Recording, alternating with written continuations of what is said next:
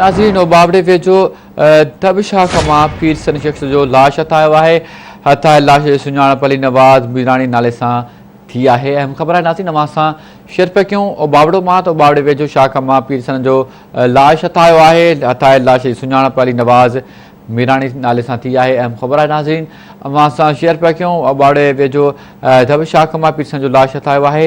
ॻोठाणनि लाश ॾिसंदे ई पुलिस खे इतला कयो। पुलिस वाक़ई वारनि हंधि पहुची लाश कढाए अस्पताल मुंतक़िल कयो वियो, जंहिं ते लाश जी सुञाणप अली नवाज़ मीरानी तौरु थी आहे। अहम ख़बर आहे नाज़रीन अवां सां शेयर पिया कयूं बाबड़े वेझो तबशाख मां पीर सन शख्स जो लाश हथायो आहे। लाश जी सुञाणप अली नवाज़ मीरानी तौरु थी आहे। अहम ख़बर आहे भेरो ॿीहर अवां सां शेयर कंदासीं बाबड़े वेझो तबशाख मां पीर सन शख्स जो लाश हथायो आहे। लाश जी सुञाणप अली नवाज़ मीरानी तौरु थी आहे।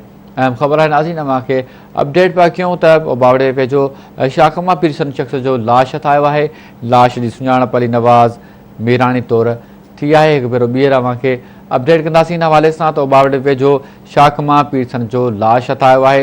हथायल लाश जी सुञाणप अली नवाज़ मीरानी तौरु थी आहे। अहम ख़बर आहे नाज़रीन बाबड़े वेझो तबशाख मां पीर सन शख्स जो लाश हथायो आहे। लाश जी सुञाणप अली नवाज़ तौरु थी आहे।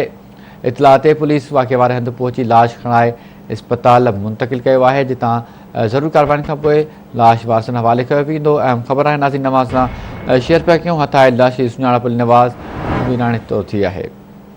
इन हवाले सां वधीक ॻाल्हि ॿोल कंदासीं बावड़े मां आवाज़ जो रिपोर्टर मुज़फ़र चारण सां टेलीफोन लाइन ते मौजूदु आहे। जी मुज़फ़र, इन हवाले सां वधीक कहिड़ा अपडेट्स आहिनि?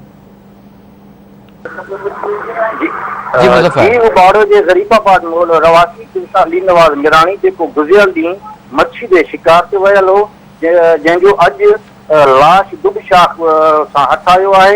इतला ते फौजियुनि जा वारिस पहुची करे लाश खणाए घर पहुता आहिनि। घर पहुचण ते जेको आहे कोराम मची वियो आहे। होॾां फौजी जे वारसनि जो चवणु आहे त असांजो कंहिंसां बि को दुश्मनी कोन्हे ऐं जेको असांजो अली नवाज़ जेको वियल मच्छी जे शिकार ते वियल हुयो, जेको कल्ह खां माना गुम हुयो, असां ॻोल्हे थकिजी पियासीं ऐं अॼु इतला मिलियो आहे त दुबशाख लाश हथायो जेको असां खणाए घर पहुता आहियूं। जी ठीकु आहे मुज़फ़र, वॾी महिरबानी अपडेट करण जे लाइ।